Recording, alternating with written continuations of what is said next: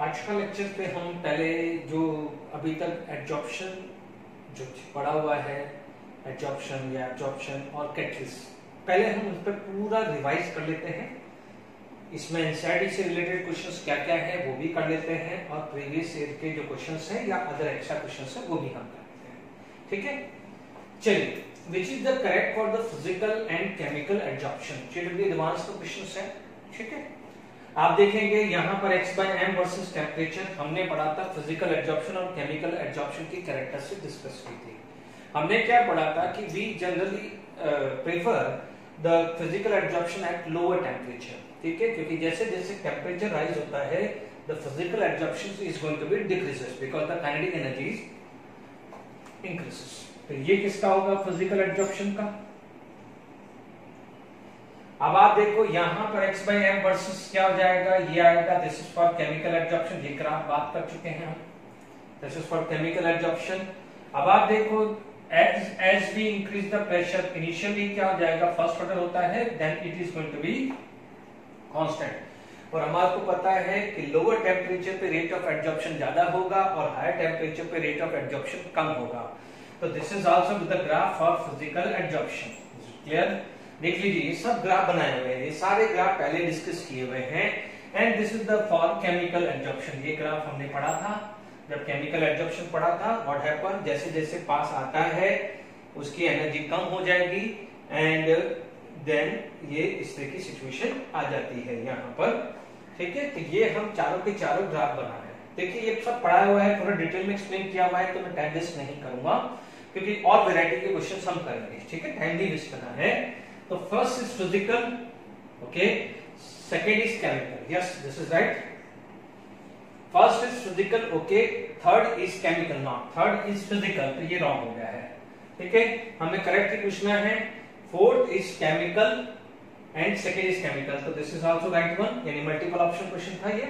Fourth is chemical, okay, तो third is chemical, no, तो the right answer is this to.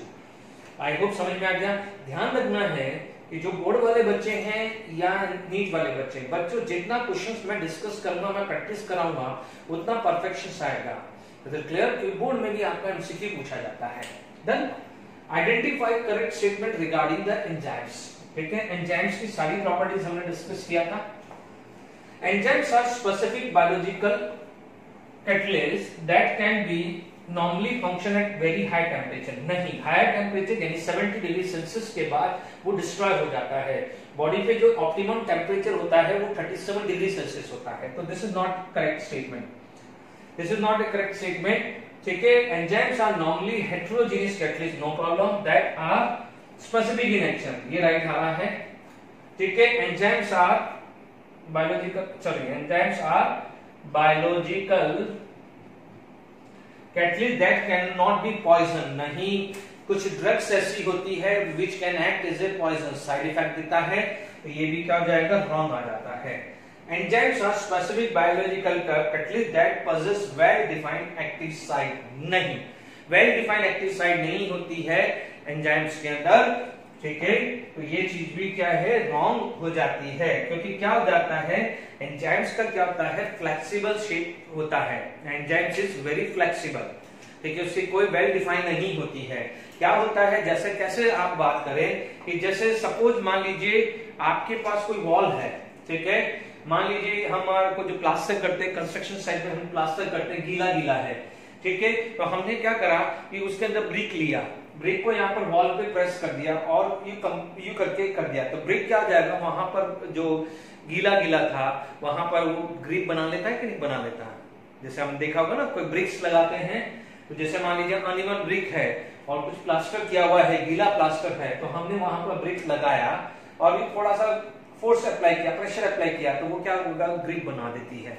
तो ध्यान दीजिएगा, ये एंजाइम का जो है वो डिफाइन नहीं होता है, अनइवन होता है, कहीं भी वो एक्टिव मोड पे आ जाता है। तो ये देख लीजिए, this is JW main 2004 questions and JW advance 2012 questions की बात करते हैं। Is it clear to all of you? अब आप देखिए और कुछ क्वेश्चन डिस्कस करते हैं। उससे पहले मैं क्या करता हूं, जो एनसीईआरटी पे, इसके बेस पे जो एनसीईआरटी के जो क्वेश्चंस हैं वो पहले मैं डिस्कस कर लेता हूं, एनसीईआरटी वाले। ठीक है, मैं पहले एनसीईआरटी के क्वेश्चंस डिस्कस कर लेता हूं, फिर मैं और दूसरी बात करता हूं। Is it clear to all of you?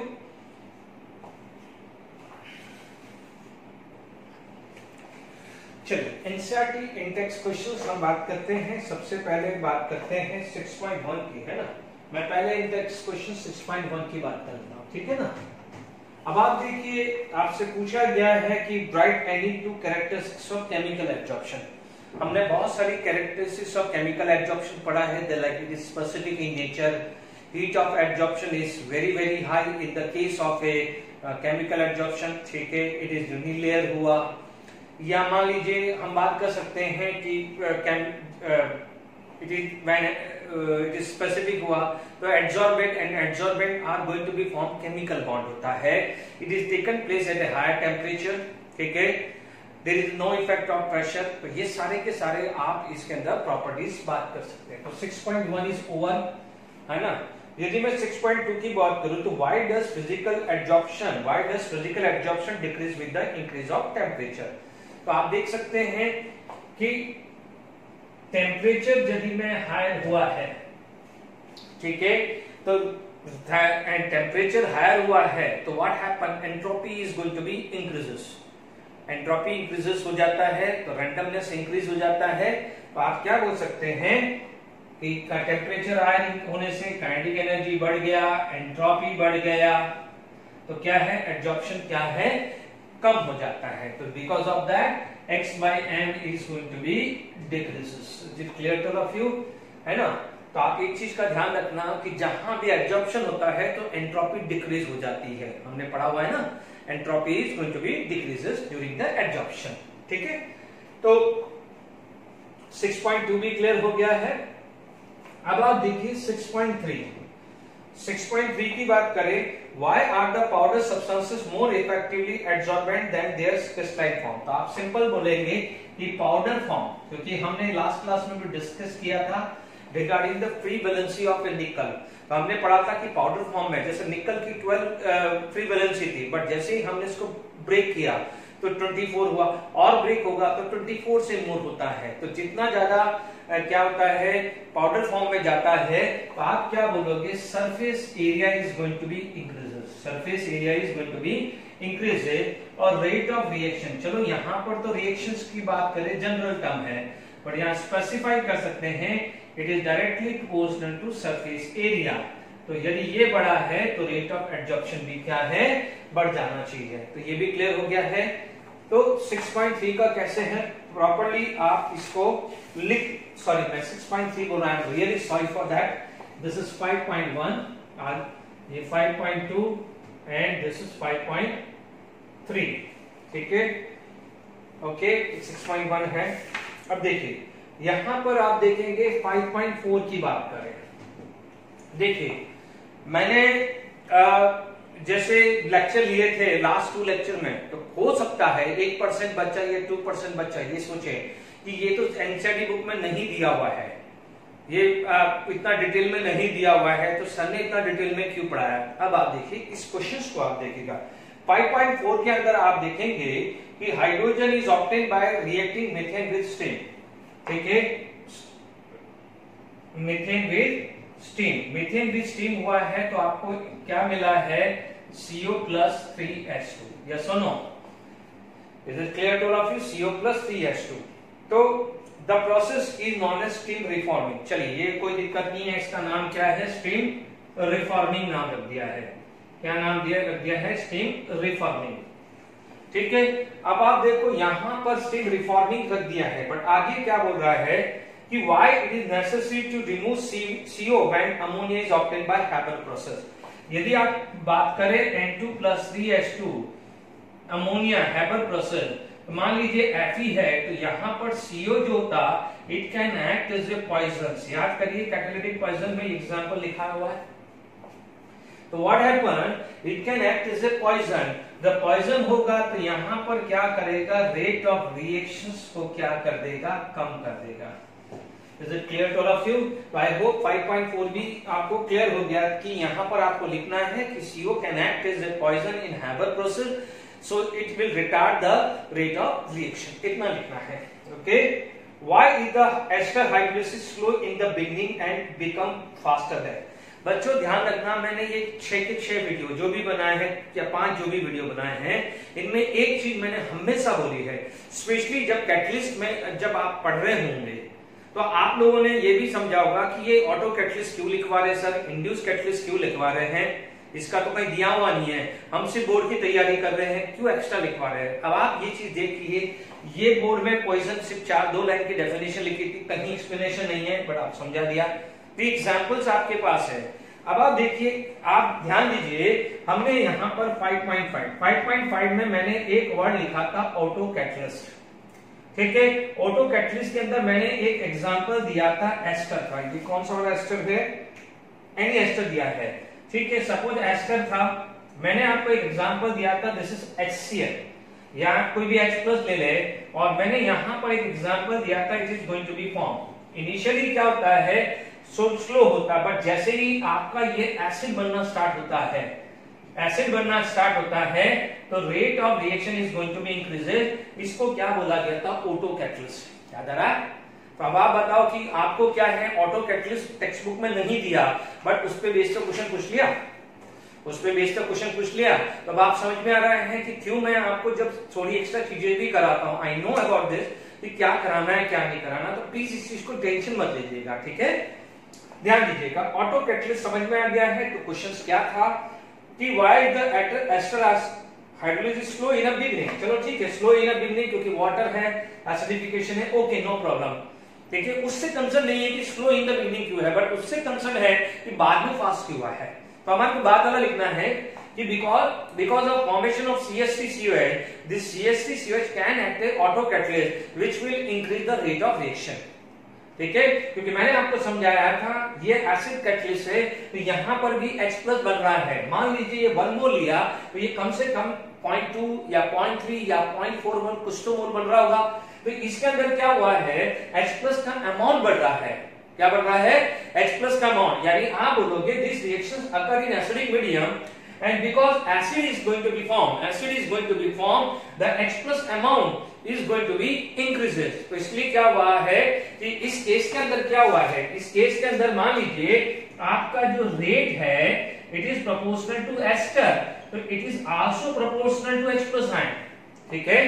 तो ये H प्लस आयन ये क्या है, कैटलिस्ट है, this is known as catalyst. तो आपका H प्लस अमाउंट बढ़ रहा है, इसलिए क्या है, रेट का रिएक्शंस बढ़ रहा है। Is it clear to all of you, ध्यान रखना, ओके। तो ये क्वेश्चन भी समझ में आ गया है ऑटो कैटलिस्ट का। What is the role of desorption in the process of catalyst. तो डिसॉर्प्शन में क्या होता है कि जो प्रोडक्ट मॉलिक्यूल्स होता है वो कैटलिस्ट के सरफेस से क्या है, बाहर हो जाता है, ठीक है ना, after the formation of product. तो प्रोडक्ट यदि कैटलिस्ट के ऊपर ट्रैप रहेगा तो वो क्या हो जाता है, अनबैलेंस, यानी उसकी बैलेंसी क्या हो जाती है, ज्यादा हो जाती है, अनस्टेबल सिचुएशन आ जाती है, तो वो क्या हो जाएगा, डिसॉर्प्शन होगा। तो डिसॉर्प्शन हो जाएगा तो क्या होगा कि जो मॉलिक्यूल्स हैं it will possess lower energy. Is it clear. तो आप डिसॉर्प्शन के बारे में बात ये करते, तो अब आप देख लीजिए सारी चीज मैंने क्लियर कर दी है और इस पे बेस्ड क्वेश्चंस हम करते हैं। चलिए क्वेश्चंस हम लाए हैं। A sample of a charcoal with 6 gram was bought. बहुत अच्छा क्वेश्चन है, अच्छे से छाट के लाया आपको बुक से। और with A gas contain a vessel of 1 litre, ठीक है, यानी एक वेसल है उसके अंदर मान लीजिए कोई वेसल है, उसका वॉल्यूम कितना है, 1 लीटर, ठीक है। The capacity at 27 degree Celsius, the pressure of a gas was found to be fall from 700 to 400 mm, यानी अब 400 mm हो गया है। Calculate the volume of a gas reduce to STP that is absorb per gram under this. मजा आ गया। चलिए सबसे पहले हम क्या कैलकुलेट करते हैं, volume of charcoal, volume of charcoal, volume of charcoal. क्यों? क्योंकि आपको क्या दिया है, डेंसिटी और मास दिया है। ओ यार क्या क्या मैंने डेंसिटी दिया है ना, तो क्या हो जाएगा, डेंसिटी मास अपॉन डेंसिटी आएगा, mass upon density, mass upon density, तो ये आ जाएगा 6 अपॉन 1.5। मैं कैलकुलेटर का यूज कर लेता हूं तो अच्छा रहेगा। ठीक है, 6 डिवाइडेड बाय 1.5, ये आ रहा है मेरा 4 सेंटीमीटर स्क्वायर। यदि मेरा ml में दिया है तो 4 ml आ जाएगा। Is it clear? तो पहला पार्ट तो मेरा ये क्लियर हो गया है। दूसरा चाहिए मेरे पास P1 V1 equal to P2 V2, क्योंकि मुझे वॉल्यूम ऑफ फ्लास्क निकालना है। क्योंकि ये चारकोल तो क्या है, चारकोल प्रेजेंट है कहाँ, दिस इज द चारकोल है, ये चारकोल है और क्या है, इसके अंदर बाकी गैस है। यही क्वेश्चन में है ना, देख लीजिए, ये चारकोल है और गैस है। ठीक है, P1 V1 into P2 V2, तो हमें गैस का वॉल्यूम निकालना पड़ेगा। क्या निकालना पड़ेगा? गैस का वॉल्यूम। ठीक है, तो अभी आप देखिए P1 में है 1000 ml। ठीक है, वॉल्यूम कितना, आपका प्रेशर कितना है 700। P2 आपका कितना हुआ, P2 आपका हो गया है 400 mm एंड V2 निकालो। ठीक है, तो 1000 इंटू 700 डिवाइडेड बाय 400, ये आ गया है V2 की वैल्यू आ गई है 1750। ठीक है, अब ये था। अब आप देखो यहां पर, ठीक है, यहां पर वॉल्यूम ऑफ चारकोल कितना है 4। आप देखेंगे यहां पर वॉल्यूम ऑफ गैस कितना होगा, दैट मींस यहां पर 1000 minus 4 it is equal to 996 ml ले लो, क्योंकि ml ले लो या सेंटीमीटर क्यूब ले लो, सेंटीमीटर क्यूब ले लो। ठीक है, सेंटीमीटर क्यूब ले लिया है, तो ये 996 आपका आ गया है। अब आप देखो यहां पर आपका वॉल्यूम ऑफ गैस कितना है 996 आ गया है। Is it clear? अब आप देखिए कि यहां पर ये वॉल्यूम था, अब ये वॉल्यूम है, तो इन दोनों का जो डिफरेंस होगा वो क्या है, चारकोल एब्जॉर्ब कर लेगा। क्या कर देगा? चारकोल एब्जॉर्ब कर लेगा। Is it clear to all of you? Okay, यहां पर हमारे पास 1000 ml है ना, क्योंकि 1000 ml तो फ्लास्क का आ गया है। हमारे को क्या है, वॉल्यूम ऑफ गैस यदि लेना है और गैस का ही होगा, तो यहाँ 1000 ml की जगह, देखो ये गलत है, यहाँ पर 1000 ml की जगह 996 लेना पड़ेगा। This is the volume of gas. 996 के समय 700 mm है, तो 400 क्या हो जाएगा V2। ठीक है, ये थोड़ा सा अलग करना पड़ेगा। मैंने 1000 ले लिया because 1000 is the volume of flask. उसके अंदर चारकोल का वॉल्यूम कितना है 4, तो what is the remaining volume of a gas कितना है 996। तो 996 पे प्रेशर 700 है, तो जब प्रेशर 400 होगा, क्योंकि टेम्परेचर कांस्टेंट है, तो we can apply the Boyle's law. ठीक है, तो आपके पास क्या आ जाएगा 996 इंटू 700 डिवाइडेड बाय 400, ये वैल्यू आ जाएगी 1743 सेंटीमीटर क्यूब। देख लीजिए आराम से, देखिए ये वॉल्यूम आप देखिएगा, ये यहाँ पर है ना, ये volume of a gas, this is the volume of flask, this is the volume of flask, है ना। देख लीजिए, फ्लास्क ले लो या वेसल ले लीजिए। ओके, तो उसमें से क्या है 4 चारकोल का अटैक है, this is the volume of gas. तो वॉल्यूम ऑफ ए गैस जब प्रेशर कितना 700, यहां पर आ गया दिस। अब देखिए, अब आप देखो ये जो दोनों जो डिफरेंस है, ये क्या हो जाएगा आपका, एब्जॉर्ब करेगा। कौन एब्जॉर्ब करेगा? Animal charcoal. ठीक है, ओके। अब देखिए,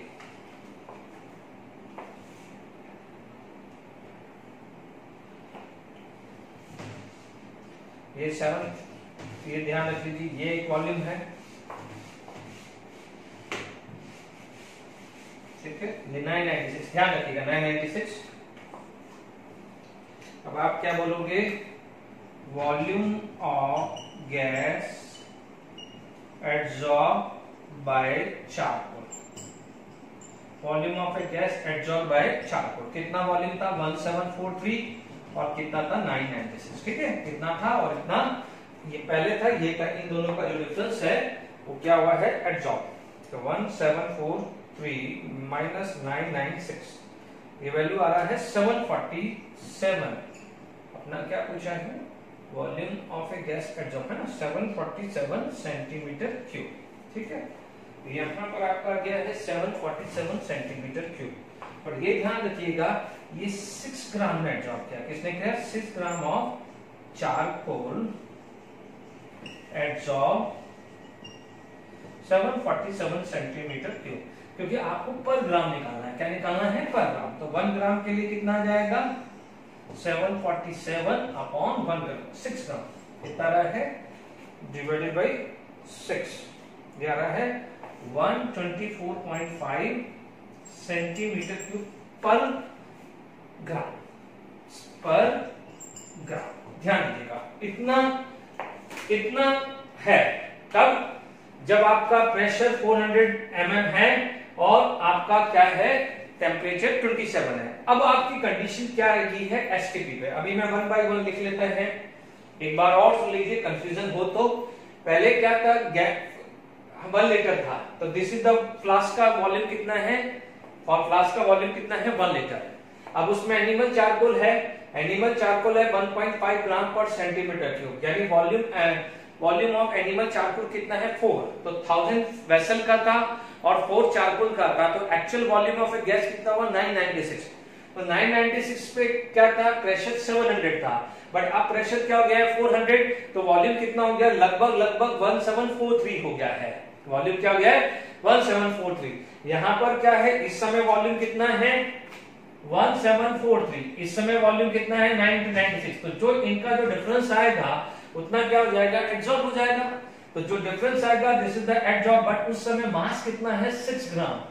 मास कितना है? 6 ग्राम। बट हमें निकालना है पर ग्राम। तो 6 ग्राम में कितना एब्जॉर्ब हुआ है? तो 1 ग्राम में कितना एब्जॉर्ब हुआ है? ये चीज आ गई है। ठीक है। अब आप देखो यहां पर देखिए, नो डाउट एनसीईआरटी में होता है, एनसीईआरटी में यदि ये क्वेश्चन पूछे तो यहां तक खत्म कर देगा। पर ठीक है, आगे अपन देख लेते हैं। ठीक है, हमारे पास क्या है? कंडीशंस ये आ गई है 1743 सेंटीमीटर क्यूब हट गया है और ये वैल्यू यहां आ गई है। अब देखिए यहां पर आप देखेंगे, यहां पर आपका एसटीपी कंडीशन आ गया। तो no doubt P1 V1 by T1 equal to P2 V2 by T2, यानी एक्चुअली निकालना है वॉल्यूम एट एसटीपी, क्योंकि ये टेम्परेचर पे 27 डिग्री पे है, ये वॉल्यूम किस पे है? 27 पे है। तो अब आप देख लीजिए यहां पर आपका प्रेशर कितना था? 400 mm, वॉल्यूम कितना है? 124.5, टेम्परेचर कितना है? 300 केल्विन। यहां पर कितना जाएगा? Temperature 273, volume we have to find out, pressure 760 mm ले लो, 400 mm, तो यहां पर 760 mm आ गया है। वॉल्यूम आ जाएगा, वॉल्यूम हमारे पास कितना गया है? 400 into 124.5 divided by 300 into 273 divided by 760, ये लगभग आ रहा है 59.62। कितना रहा है? 59.62 सेंटीमीटर क्यूब पर ग्राम आएगा। बहुत अच्छा क्वेश्चन है, आप देख लीजिए।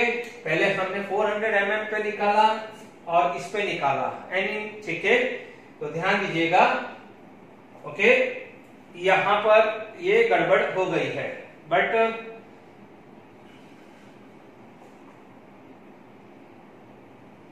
ठीक है, इसमें एक बहुत कंट्रोवर्शियल सिचुएशन भी आ जाती है।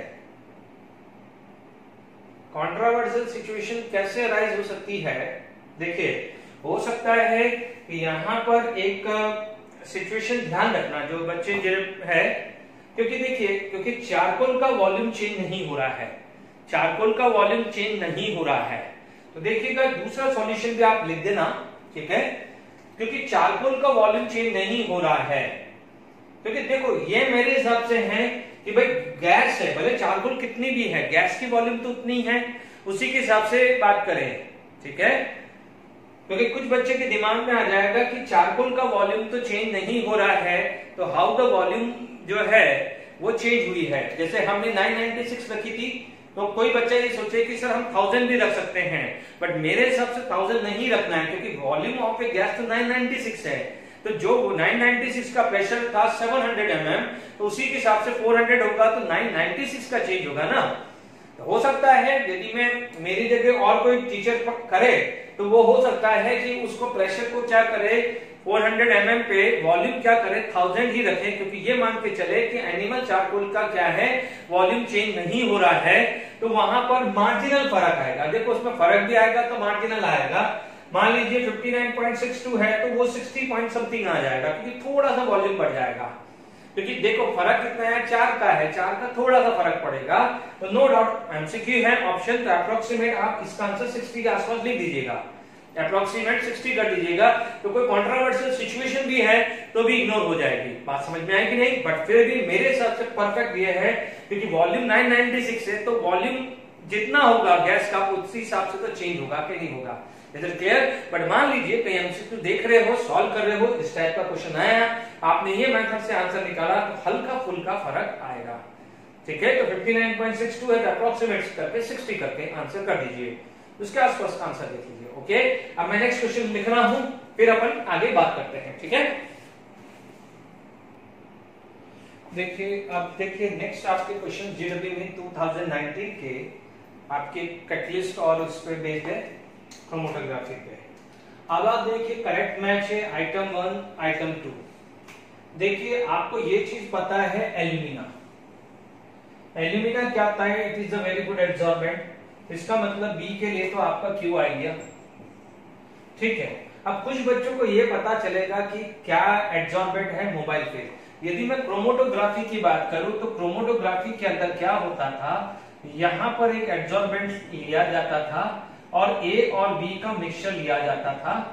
कुछ यहां पर डिपॉजिटेड होते थे और कुछ आगे पास हो जाते थे, या तो वो ट्रैप हो जाते थे या ट्रैप नहीं होगा तो बाहर निकल जाते थे। ठीक है, यानी जो पहले ट्रैप हुआ है वो एब्जॉर्बेंट कहलाएगा और जो बाद में ट्रैप हुआ है या नहीं ट्रैप होके चला गया है उसे बोलेंगे मोबाइल फेज, यानी चल रहा है। Is it clear? अब आप बोलोगे, कोई बच्चा बोलेगा कि ये तो हमने एग्जाम पढ़ा नहीं है। देखो ये मोस्टली तो आपके 11th स्टैंडर्ड की जो बुक्स होती है क्रोमेटोग्राफी, ठीक है, उसमें टॉपिक है, वहां पर एक एग्जांपल दिए जाते हैं। ठीक है, आप वो देखोगे, इसलिए बोला जाता है इस टाइप के टॉपिक को एग्जाम से 1-2 दिन पहले देखने चाहिए। बट मान लीजिए नहीं भी दिया हुआ है तो सिंपल है, this is the acetonitrile C triple bond and this is the benzaldehyde. तो you just check out the किसकी पोलैरिटी ज्यादा है, आपको ही पता चल गया कि इसकी पोलैरिटी ज्यादा है। तो जिसकी पोलैरिटी ज्यादा होती है उसका क्या है, wonder wall force of attraction ज्यादा होता है, और जिसका wonder wall force of attraction ज्यादा होता है उसका रेट ऑफ एब्जॉर्प्शन ज्यादा होता है। Is it clear? तो सबसे पहले ट्रैप कौन होगा, जो पोलार ज्यादा होगा। तो पोलार कौन ज्यादा है, ये हुआ कि नहीं हुआ? तो जो पोलार हुआ है तो ये क्या हो जाएगा, एब्जॉर्बेट हो जाएगा, तो ये क्या बन जाएगा, mobile phase. Is it clear to all of you? तो आप राइट आंसर क्या है, ए का आर बी का क्यू, यानी आपका आंसर आ जाएगा 4th वन। देख लीजिए कितना सिंपल जेडब्ल्यू में 2019 का क्वेश्चन है। ठीक है, ये बोर्ड में भी बन सकते हैं। अब आप देखो, which of the following is not example of heterogeneous catalyst. Text book का ही है, टेक्स्ट बुक में हेटेरोजेनियस के एग्जांपल्स हमने देखे थे। ठीक है, ओस्वाल्ड प्रोसेस पता है, हेटेरोजेनियस आ रहा है। ठीक है, हेटेरोजेनियस ओस्वाल्ड प्रोसेस में आपको पता है प्लैटिनम यूज किया था, यहाँ पर निकल, यहाँ पर हमने क्या यूज किया था, प्लैटिनम। ठीक है, ये तीनों क्या है, हेटेरोजेनियस है। कंबस्टन ऑफ कोल, यहाँ पर क्या होता है, नो कैटलिस्ट, कुछ भी कैटलिस्ट थोड़ी यूज होता है, इसमें कैटलिस्ट का यूज होता है। तो which is not examples of this, तो आपका आंसर क्या हो जाएगा, दिस इज ए। आंसर क्या आ जाएगा, ए आ जाएगा। Is it clear? देख लीजिए कितना सिंपल है जेडब्ल्यू में इसका क्वेश्चन। 2019 की कर रहा हूं, ज्यादा दूर नहीं ले जा रहा हूं। चलिए और क्वेश्चन डिस्कस करते हैं। देखिए यहाँ पर और क्वेश्चंस लेते हैं। A gas undergo physical absorption on its surface and follow the given Freundlich absorption isotherm. देख लीजिए कितना सिंपल है। अब आप देखो, rate of absorption is increases on increasing the pressure and decreasing the temperature. ज्यादा सोचना ही नहीं है, it is rate of absorption is increases on increasing the pressure and decreasing the temperature. हम लोगों ने पढ़ा हुआ है x/m वर्सेस t का ग्राफ ऐसे था और x/m वर्सेस p का ग्राफ कम से कम इनिशियल तो ऐसे ही था। Is it clear? आप देख लीजिए जेडब्ल्यू ने 2019 का क्वेश्चन। ठीक है, ये बच्चों नो डाउट यदि हम इसको सरफेक्टेंट वर्ड यूज कर रहे हैं यदि मैं सरफेक्टेंट वर्ड यूज कर रहा हूं तो चलो ठीक है, ये सरफेस केमिस्ट्री में आ जाए, अदरवाइज क्या हो जाएगा, इसको तो मैं मोल कंसेप्ट पे भी बेस्ड क्वेश्चन सॉल्व कर सकता था। Is it clear? ये जो क्वेश्चन जो है इसको तो मैं मोल कंसेप्ट बेस पे भी सॉल्व कर सकता था। 10 ml of surfactant solution form में 10 ml ऑफ 0.1 मिलीमोल था, ठीक है, 10 ml of 0.1 m, this is millimole, ठीक है। तो यहां पर बात हो जाती है 1 मिलीमोल, ठीक है, 1 है, ठीक है, करेक्शन है 1 मिलीमोल है, ठीक है, तो कोई दिक्कत नहीं, 1 मिलीमोलर, ठीक है, कुछ नहीं है। 10 मिली का सरफेस सॉल्यूशन फॉर्म में monolayer covering the 0.24 centimetre on a polar surface, देखो सेंटीमीटर स्क्वायर है यानी एरिया, एरिया आ रहा है on a polar substrate if the polar head is approximate as a cube, what is the edge length, तो आप देखिएगा क्यूब का क्या होता है, जो भी एज लेंथ यानी ए निकालना है, ठीक है। We know that the volume of a cube is a cube and the volume of a area is a square, ठीक है ना। तो एक सिंपल सी बात है, क्योंकि यहाँ पर एरिया दिया हुआ है, तो आप देख लीजिएगा नंबर ऑफ मॉलिक्यूल्स निकालना है, तो नंबर ऑफ मॉलिक्यूल्स जो आता है that is the number of moles into Avogadro number, ये तो आप इनिशियल 11th स्टैंडर्ड से ही पढ़ते हुए आए हैं, ठीक है। नंबर ऑफ मोल्स 10 ml है तो 10 अपॉन 1000, 0.1 मिलीमोल है तो 1 इंटू 10 की पावर -3 इंटू 6.022 इंटू 10 की पावर 23, इज इट क्लियर? अब आप देखो यहां से ये जीरो कैंसिल, ये हुआ 2 और -3 तो ये 22, तो this is come to be 6.022 into 10 की पावर 18 मॉलिक्यूल्स, ठीक है।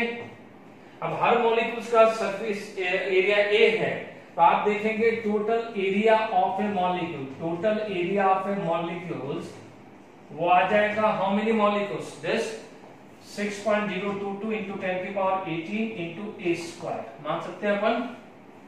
मान लीजिए a is edge length, a is edge length, तो क्या हो जाएगा, उसमें क्या बोला है कि polar head is approximate as a cube, इसका मतलब उनका यदि टोटल एरिया निकालना है तो एक का एरिया होगा ए स्क्वायर, तो इतने मॉलिक्यूल्स का एरिया कितना हो जाएगा 6.022 इंटू 10 की पावर 18 ए स्क्वायर हो जाएगा। देख लीजिए ना, आराम से देख लीजिए, सरफेक्टेंट सॉल्यूशन फॉर्म में monolayer covering this on a polar substrate, ठीक है।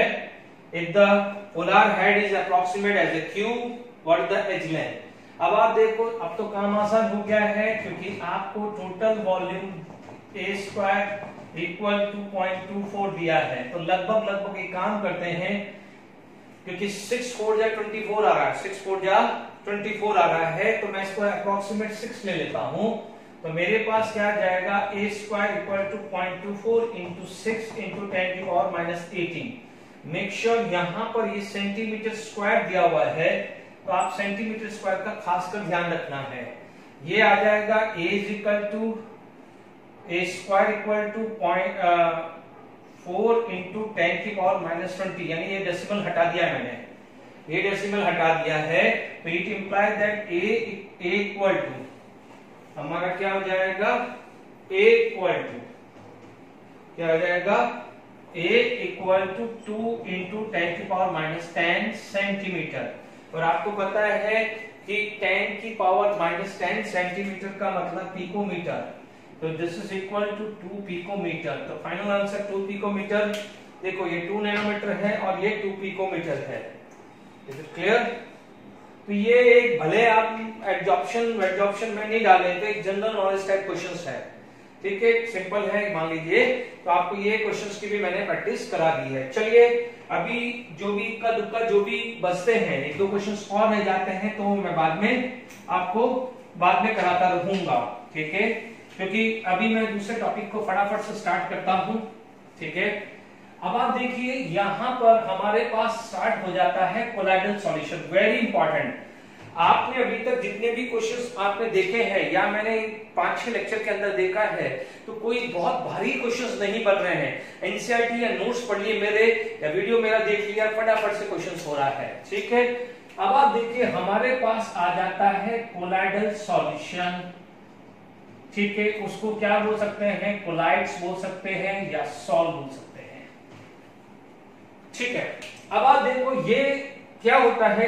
यदि मैं डेफिनेशंस बात करूं तो आप बोलोगे this is the it is the heterogeneous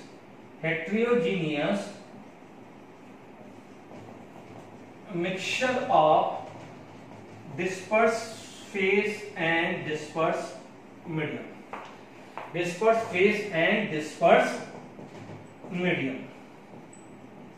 ठीक है ना, जैसे अपन सॉल्यूट और सॉल्वेंट बोलते थे, उसमें ट्रू सॉल्यूशन में क्या होता था, होमोजीनियस मिक्सचर। तो यहाँ पर क्या आ जाएगा, हेट्रोजीनियस। ये क्या बोलते थे, सॉल्यूट, और यहाँ क्या बोलते थे, सॉल्वेंट। तो अब यहाँ पर सॉल्यूट की जगह आप क्या बोलोगे, डिस्पर्स फेज, और सॉल्वेंट की जगह क्या बोलोगे, डिस्पर्स मीडियम। वहां क्या होता था, होमोजीनियस, यहाँ पर क्या बोलते थे, heterogeneous. Heterogeneous mixture of disperse phase and disperse medium, है ना। यदि मैं साइज की बात करूं तो देखो सबसे ज्यादा जो साइज होती है वो होती है सस्पेंडेड पार्टिकल की। किसकी होती है, सस्पेंडेड पार्टिकल्स की। उसके बाद आ जाता है कोलाइड्स की, या देखो बच्चों मैं कोलाइडल सॉल्यूशन बोलूं, कोलाइड्स बोलूं या सॉल्व बोलूं, एक ही बात है ना। कभी मैं कोलाइड बोल रहा हूं, कभी सॉल्व बोल रहा हूं, कोलाइडल सॉल्यूशन बोल रहा हूं, तो शुरू से ध्यान रखना। ये आ जाता है ट्रू सॉल्यूशन। ठीक है, इसका साइज पे क्वेश्चंस बनते हैं, न्यूमेरिकल्स भी बन जाते हैं साइज पे। अभी से ही ध्यान रखना है, साइज पे न्यूमेरिकल्स बनते हैं। मैं लूंगा 1000 नैनोमीटर, तो यहां पर आप समझ लीजिए ये साइज का ऑर्डर ये है। इसका मतलब क्या हुआ, यहां पर साइज क्या आ जाएगा, 1000 नैनोमीटर से ज्यादा, और यहां पर साइज क्या आ जाएगा, 1 नैनोमीटर से कम आ जाएगी। ठीक है, यदि आपको और डिफरेंस देखना है तो आप क्या बोल सकते हैं, सस्पेंडेड पार्टिकल्स को आप नेकेड आईज से देख सकते हैं। सस्पेंडेड पार्टिकल्स के बारे में बात करें तो आप क्या बोल सकते हो, नेकेड आइज से किस किस को देख सकते हो।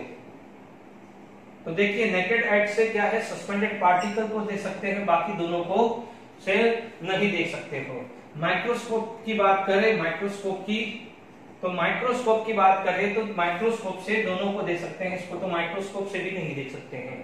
ठीक है, यहां पर आप बात कर रहे हैं ग्रेविटी की बात करें, यहां ग्रेविटी लेते हैं तो यहां पर लगता है वेरी वेरी लेस, यानी नेग्लिजिबल ही मान सकते हैं। यहां तो ग्रेविटी जैसी चीज नहीं आती है। मान लीजिए यहां पर स्कैटरिंग ऑफ लाइट की बात करें, स्कैटरिंग ऑफ लाइट हुआ तो यस, यहां पर क्या होगा, इनफैक्ट ये तो बहुत इतना ज्यादा होता है, बहुत लार्ज एंगल से स्कैटर करेगा। ये क्या होगा, लार्ज एंगल से स्कैटर करेगा, ये स्कैटर करेगा, जबकि ये तो क्या जाएगा, पास हो जाएगा without any deflection. Is it clear to all of you. तो अब आप देखिए यहां पर ये कुछ डिफरेंशिएशन कब आ जाए, कहीं काम कर रहे हैं तो हम बात कर सकते हैं। तो ये आपको सस्पेंडेड पार्टिकल जो हमारी डे टू डे लाइफ में हम जिसको देख सकते हैं उन्हें बोलते हैं सस्पेंडेड पार्टिकल, और ट्रू सॉल्यूशन जिसको हम देख ही नहीं सकते, ना तो माइक्रोस्कोप से ना नेकेड आई से, उसे बोलते हैं ट्रू सॉल्यूशन। हम डिफरेंशिएट ही नहीं कर पा रहे हैं, कोलाइडल को डिफरेंशिएट कर रहे हैं। देखो हेट्रोजीनियस है तो आप डिफरेंशिएट कर पा रहे हो। जैसे अभी आप ध्यान रखिए हेट्रोजीनियस कैटलिस्ट, तो आप जब आप हेट्रोजीनियस में आप सॉलिड और लिक्विड या सॉलिड या गैस को डिफरेंशिएट कर पा रहे हो, इसी तरह का क्या होता है, कोलाइड होता है, वहां पर आप डिफरेंशिएट कर देते हैं, इसीलिए हम उसको हेट्रोजीनियस मिक्सचर बोलते हैं। आगे कोलाइड के बारे में बहुत डिटेल्स है, हम 1 बाय 1 आगे चल रहे हैं। Is it clear. तो हमारे पास कोलाइडल सॉल्यूशन, कोलाइड और या सॉल्व बोलता हूं, उनके बारे में कुछ मैंने बातें करी हैं। Is it clear. यदि मैं यहां पर फिल्ट्रेशन की बात करूं, यहां मैं फिल्ट्रेशन की बात करूं और इग्नोर दूं तो यहां पर फिल्टर हो जाएगा, यहां पर आपको अल्ट्रा फिल्ट्रेशन करना पड़ेगा। अल्ट्रा फिल्ट्रेशन का मतलब ये समझ लीजिए कि यदि कंक्रीट को यदि फिल्टर करना है, और एक क्या करना है, जो आपको ग्राइंडेड या पाउडर फॉर्म में जो व्हीट होता है उसको आपको करना है। तो आप इमेजिन कर लीजिए, हम जो डे टू डे लाइफ में बोलते हैं ना छलनी। अब आप देखो यदि पीली को आपको सेपरेट करना है तो साइज कैसी होती है, और जब आपको कोई स्टोन को करना है तो साइज कैसी होती है, ठीक है ना।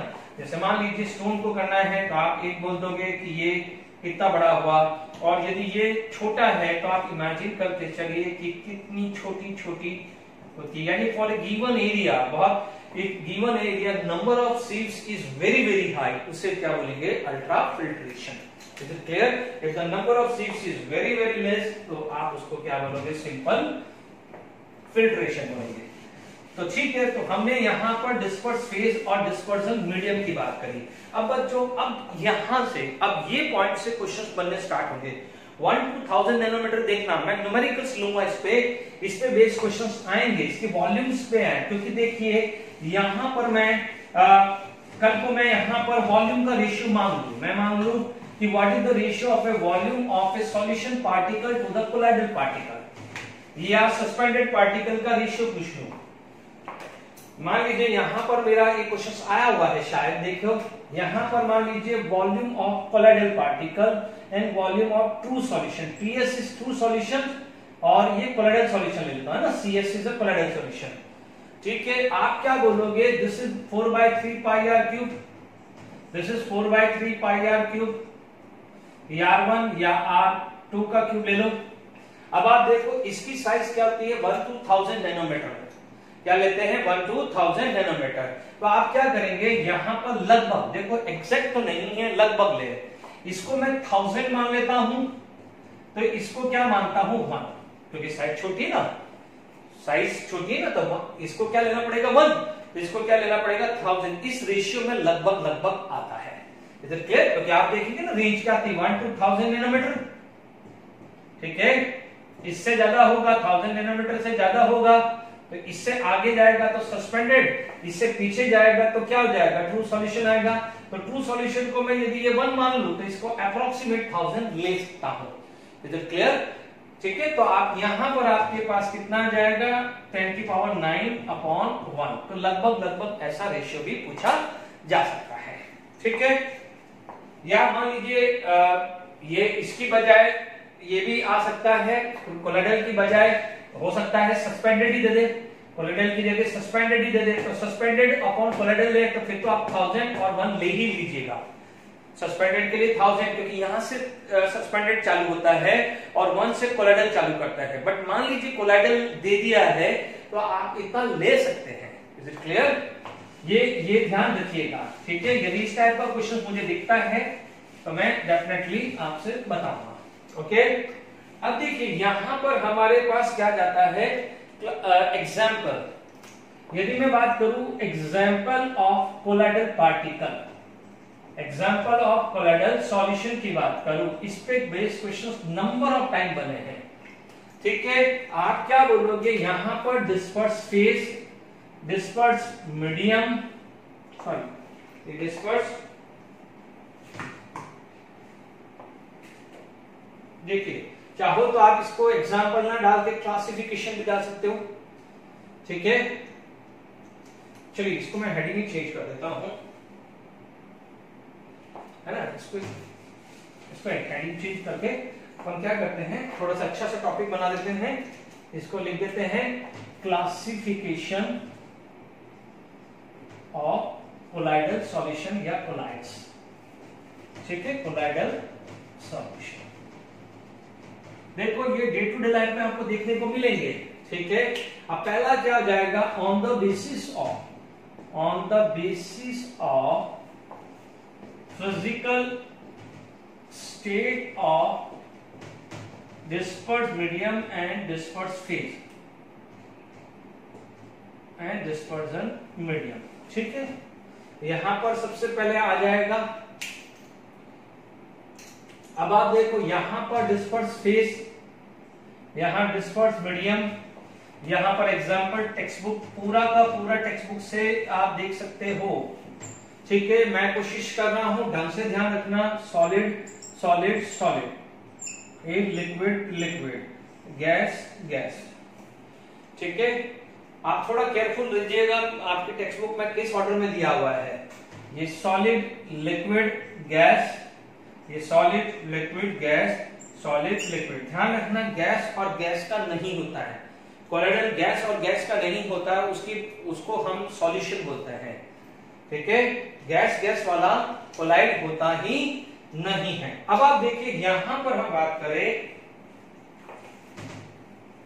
देखिए यहां पर जब भी एग्जाम्पल में जाएं, आप डे टू डे लाइफ में आप फेज देखते हैं, तो हमेशा ध्यान रखना जैसे सॉलिड सॉलिड है तो आप इसको क्या बोल सकते हैं, सॉलिड सॉल्ट बोल सकते हैं, ये लिक्विड सॉल्ट बोल सकते हैं। यदि ये आपका डिस्पर्सन मीडियम, मैं इसका क्लासिफिकेशन आगे लूंगा, यानी classification based on the dispersion medium. जैसे हमारे टेक्स्ट बुक में लिखते हैं ये दोनों को सॉलिड सॉल्ट बोलते हैं। यदि आपका डिस्पर्सन मीडियम अल्कोहल है तो अल्कोहल सॉल्ट बोलते हैं, वाटर है तो हाइड्रोसॉल्ट होता है। वो मैं इस आगे टॉपिक में ले लेता हूं, है ना, थोड़ा सा अच्छा दिखे। अब आप देखो, यदि ध्यान रखना है, यहां पर एग्जांपल्स को ध्यान रखने हैं तो आपको डिस्पर्सन मीडियम का नीचे ध्यान रखना है, क्योंकि डिस्पर्सन मीडियम का प्रोपोर्शन ज्यादा होता है। ठीक है, जैसे सिंपल सी बात है, मान लीजिए रेड कलर और ब्लू कलर मिक्स करके हम कोई कलर बना रहे हैं। ठीक है, मान लीजिए एक कंटेनर में हमने रेड कलर ज्यादा डाला, एक कंटेनर में हमने ब्लू कलर ज्यादा डाला, तो इसका मतलब जो रेड कलर ज्यादा होगा तो उसका जो फाइनल कलर होगा it is more near to the red colour, और यदि जिसमें ब्लू कलर डाला तो क्या है, उसका जो फाइनल कलर होगा it is more near to the blue colour होगा। Is it clear? तो ये खासकर आपको ध्यान रखना पड़ेगा। Is it clear? तो अब आप देखिए disperse phase and disperse medium. देखिए हम डे टू डे लाइफ में जानते हैं कलर ग्लास, हमारे घरों में कलर ग्लास लगते हैं। ठीक है, हम फिंगर के अंदर क्या है, जो भी है जेमस्टोन लगाते हैं।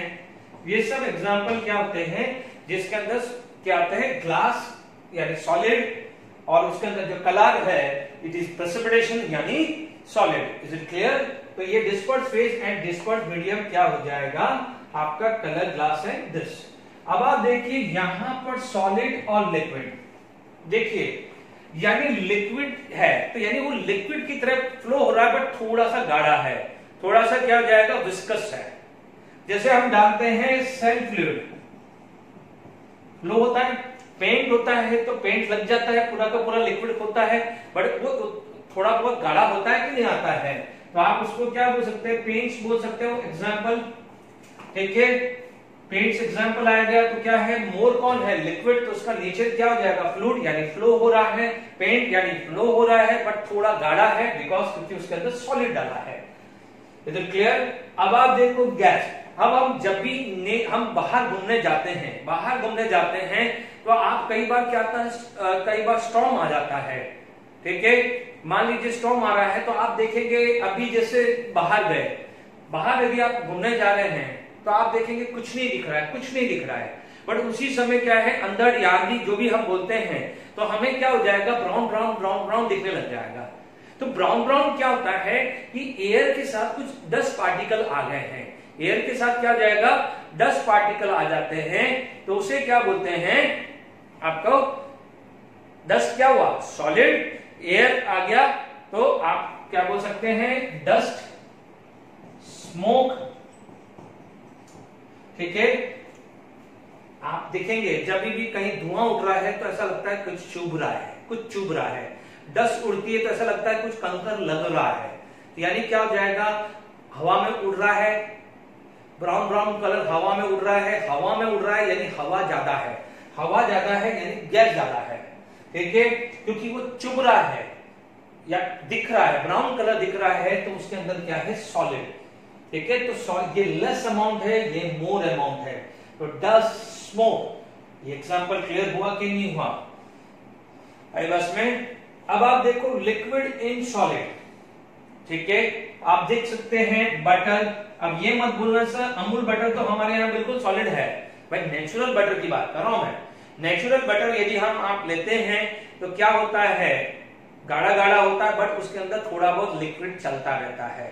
ठीक है, बटर ले लिया है, चीज ले लिया है, जेली ले लिया है, आप देखेंगे ये क्या होते हैं, सॉलिड की तरह होते हैं बट हल्का मूव होता रहता है। आप इजीली मक्खन लगा सकते हैं ना, मक्खन मार के पराठा या ब्रेड पे, तो आप देखेंगे इजीली आएगा। अब आप ये मत बोल देना सर अमूल वाला तो आता है, अमूल तो वो सिंथेटिक, उसके अंदर कुछ केमिकल डालते हैं, बट ये जो नेचुरली मिलता है वो इजीली लगा सकते हैं, नेचुरली चीज लगा सकते हैं, जेली है वो इजीली लगा सकते हैं। हाँ ठीक है, ये दोनों को फर्क देखो, ये दोनों का फर्क अभी से देखना जरूरी है। यहां पर लिक्विड था तो अच्छे से लिक्विड की तरह फ्लो हो रहा है, यहां पर सॉलिड था तो वो फ्लो नहीं हुआ है, तो हल्का लिक्विड था। दोनों एग्जांपल देख के समझ में आ जाएगा ये सॉलिड इन लिक्विड है और ये लिक्विड इन सॉलिड है, ये ध्यान रखना। लिक्विड लिक्विड इसको हम इमल्शन भी बोलते हैं, आगे टॉपिक आएगा स्पेशली इमल्शन पे। ठीक है, हमारा जो मिल्क है या ऑयल है, ये हेयर ऑयल है, मिल्क एंड हेयर ऑयल की बात करें या कई बार क्या है हेयर क्रीम की बात करें, हेयर ऑयल ले लो, हेयर क्रीम ले लो, ठीक है, तो ये क्या हो जाएगा, इमल्शन आ गया है। Is it clear? इमल्शन यानी इमल्शन पूछा जाए तो what is the definition of emulsion? Disperse phase is liquid and disperse medium is liquid, उसे हम बोलते हैं इमल्शन। ठीक है, यदि डिस्पर्सन मीडियम सॉलिड है तो सॉलिड सॉल्व, लिक्विड है तो लिक्विड सॉल्व, गैस है तो गैसेस सॉल्व बोलते हैं। Is it clear? अब लिक्विड इन गैस, ठीक है, गैस यानी गैस की तरह लिक्विड उड़ना चाहिए, ऐसे बोलूं मैं? पहले क्या था, गैस की तरह सॉलिड उड़ रहा था, गैस की तरह लिक्विड उड़ रहा है। आप देखेंगे फॉग, मिस्ट, आपका क्लाउड भी तो वही है, क्लाउड भी तो उड़ रहा है हवा में, उसके अंदर पानी तो है, पानी तो है। Is it clear? अभी आप देखो, अभी चले जाओ बाहर, अभी चले जाओ तो क्या होता है, बारिश, क्लाउड होगा तो बारिश आएगी, क्लाउड नहीं होगा तो बारिश कहां से आएगी? आई पास में। तो cloud is an also example of this. और क्लाउड उड़ता है, हवा में उड़ता है, यानी वो पानी, वो कैसे पानी बनाता है वो मैं आगे लूंगा, टेंशन मत लीजिए कि क्लाउड में कैसे वाटर आता है, क्या होता है कि वाटर आता है, वो सब मैं लूंगा, बट अभी एग्जांपल पे ही फोकस करिए प्लीज, है ना। Gas in solid, sponge, rubber, sponge लेते हैं, रबर लेते हैं, ठीक है, यहां पर आ गया है रबर, फोम या फोम रबर लिख लीजिए, सबसे बढ़िया है फोम रबर ले लीजिए, है ना, फोम रबर ही ले लीजिए, जो हम गद्दों में यूज करते हैं ना हमारे घर में, घरों में जो गद्दे यूज होते हैं वो ले लीजिए, फोम रबर ले लीजिए, ठीक है। प्यूमिक स्टोन आ जाता है।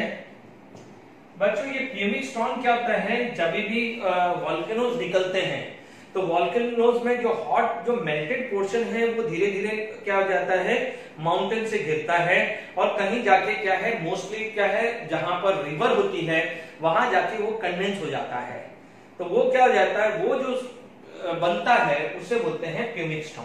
ठीक है, फोम रबर जो हमारे घरों में, जो बिस्तरों में यूज होता है, आप देखेंगे क्या वो हवा में उड़ता है? नहीं है ना, है तो गद्दा, यानी क्या हो जाएगा, सॉलिड, आप उसने कंप्रेस किया है तो एयर बाहर चली जाएगी, उसको रिलीज करोगे तो एयर वापस अंदर चली जाएगी।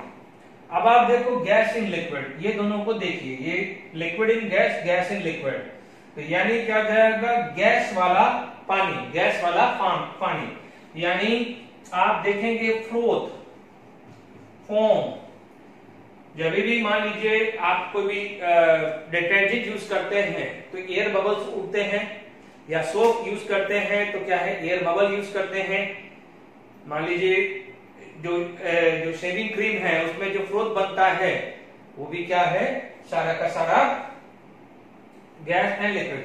आप देखो ना, एयर बबल्स उड़ेगा तो क्या हुआ, थोड़ी थोड़ी ऊपर से कहीं ना कहीं चला जाता है। छोटे बच्चे रहे होंगे तो वो बनाते होंगे ना, सोप वाला एयर बबल नहीं आता, वो छोटे छोटे बच्चे बबल बबल बनता हुआ गिरता है, तो क्या होता है, उसके अंदर लिक्विड होता है, उसके अंदर एयर बबल होती है, बट क्योंकि लिक्विड है तो वो ज्यादा दूर जा नहीं पाता है। और क्या है कि लिक्विड के किसके अंदर गैस है, इसलिए फॉग है वो बहुत दूर तक चला जाता है, क्लाउड दूर दूर तक चले जाते हैं, ठीक है, मिस्ट है वो दूर दूर तक चला जाता है। तो दोनों में फर्क देख लो, liquid in gas and gas in liquid, ठीक है। तो ये आपका क्या हुआ है, example on the basis of physical state of disperse phase and disperse medium, ठीक है। अब हमारे पास आगे बात कर लेते हैं disperse phase and disperse medium, ठीक है। देखिए अभी मैंने पहले पढ़ाया, उस पर क्वेश्चंस डाल दिया, ठीक है। अभी ये सेकंड नहीं देखना है, ये लिख के रख दिया है मैंने, फिर भी मैंने ये पढ़ा दिया है, फिर भी मैं अभी बांध दूंगा। अमंग द कोलाइड चीज मिल्क, एक बार लिखने में आ जाएगा तो मेरे लिए आसान हो जाएगा। चीज C, milk M and smoke S the correct combination of this. याद करिए, बिल्कुल एग्जाम्पल था चीज। चीज क्या था? क्या चीज अभी बताया था? पराठे पे लगा लो, ब्रेड पे लगा लो, ठीक है। चीज अमूल चीज नहीं, तो क्या बोलेंगे? Liquid and solid. Liquid and solid. Milk, milk बताया था emulsion, liquid and liquid. Milk के साथ हमने क्या लगाया था? हेयर क्रीम भी डाली थी। और स्मोक, मैंने कहा था अंदर ब्राउन कलर चुभता है, यानी क्या है? Solid in gas. ये तीन एग्जांपल दिया, देख लीजिए। लेटस देख लीजिए। मैं क्यों बोलता हूं कि जब एनसीईआरटी ही आप एनसीईआरटी पढ़ ली तो जेडब्ल्यू मेंस नीट इजीली हो जाएगा, ठीक है। अब आप देख, तो हमारा फाइनल आंसर आई गया है, ठीक है। मैंने रब कर दिया है, तो फाइनल, क्योंकि मैं चाहता था कि एक अच्छे से लिख लूं, ठीक है, तो क्या है अच्छे से याद रहे, तो इसलिए मैंने रब कर दिया है। ओके, तो चीज जो था वो किसमें था? लिक्विड इन सॉलिड आया है। आपका जो मिल्क था वो लिक्विड इन लिक्विड आया है। और जो स्मोक था वो क्या था? Solid in gas. तो आपका जो राइट आंसर क्या आ जाएगा? सी आ जाएगा। The right answer is C. तो आप देख लीजिए कितना सिंपल क्वेश्चन था। अब आप देखिए, नो डाउट इस पेज पे भी ये क्वेश्चन हो सकता है, बट ठीक है कि भाई आपका यहां पर ये गैस है, ठीक है। व्हाट वी कैन डू, ये गैस है तो आपका हो सकता है, बट ठीक है। हमारे पास सेकंड जो आ जाएगा, on the basis of dispersion medium. Dispersion medium के बेसिस पे बात करें, on the basis of dispersion medium की बात करें, तो देखिए डिस्पर्जन मीडियम और इसका नेम आ जाता है। मान लीजिए वाटर है, तो वाटर वाले को क्या बोल सकते हैं? एक्वासॉल या हाइड्रोसॉल, ठीक है। यदि आपके पास बेंजीन है तो आप क्या बोल सकते हो? बेंजोसॉल बोल सकते हो। बेंजीन हो तो क्या बोल सकते हैं हम? बेंजोसॉल बोल सकते हैं। अल्कोहल हो तो आप क्या बोल सकते हो? अल्कोसॉल बोल सकते हो। और एयर हो तो आप उसको क्या बोल सकते हो? एरोसॉल, ठीक है। कहीं पढ़ रहे हो, देखो कहीं पढ़ रहे हो तो ये ध्यान रखना कि जैसे एक्वा डा क्यू एंड ऑयल दा जी, सॉरी नॉट क्यू, डी है। मान लीजिए ये क्या होता है? वाटर, मतलब ग्रेफाइट, ग्रेफाइट इन वाटर। यदि ग्रेफाइट इन वाटर हो एंड ग्रेफाइट इन ऑयल तो ऐसा नाम होता है। पर मान लीजिए नहीं याद रहा तो ध्यान दीजिए, लास्ट वाला क्या था? जी in water, ji in oil. बीच में नहीं भी याद है तो चलेगा। जी in oil, graphite in oil. जी इन वाटर, यानी यहां पर ग्रेफाइट क्या है? डिस्पर्स फेस है, तो वाटर क्या है? डिस्पर्जन मीडियम, या ऑयल क्या है? Dispersion medium. आप देख लीजिए, aerosol is a kind of colloid in which JW में 2019 का क्वेश्चन है। Is it clear? अब आप देखो यहां पर आप देखेंगे सॉलिड इन गैस, क्योंकि देखिए गैस डिस्पर्जन मीडियम है तो आपका ये आएगा सॉलिड है तो आपका सॉलिड सॉल बोलोगे। वाटर है तो एक्वासॉल, लिक्विड है तो क्या है? आप कोई भी बोल सकते हो, बेंजोसॉल बोल सकते हैं या एल्कोसॉल बोल सकते हो। Is it clear to all of you? I hope समझ में आ गया होगा। तो आप देखेगा नेक्स्ट लेक्चर के अंदर हम थर्ड पे बात करेंगे, क्लासिफिकेशन। एक 2-3 क्लास पीसेस और है, अभी इस वीक में इस लेक्चर में 2 ही हो पाए हैं क्योंकि हमने बहुत सारे क्वेश्चन डिस्कस किए हैं। Till then enjoy, thank you very much.